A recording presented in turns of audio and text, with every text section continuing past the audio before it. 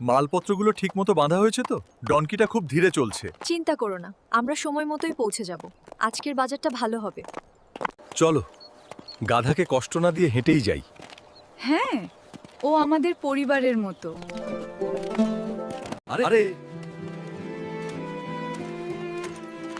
এরা গাধা নিয়ে হেঁটে যাচ্ছে, অদ্ভুত তো।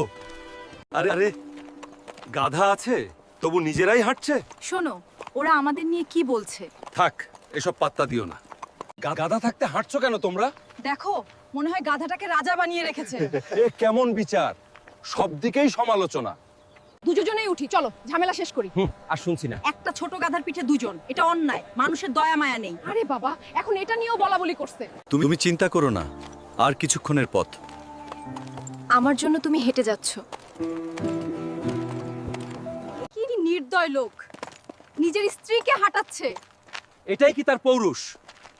আর কত শুনতে হবে? আমরা যাই করি সবাই দোষ দেয়। তাহলে কি করব? তাহলে কি করব? এই দেখো, গাধাকে উল্টো বয়ে নিয়ে যাচ্ছে। লোকে হাসছে। মানুষের কথা থামে না। তাই নিজের বিবেক মতো চলাই ভালো। চলো, আমরা আমাদের মতো চলি।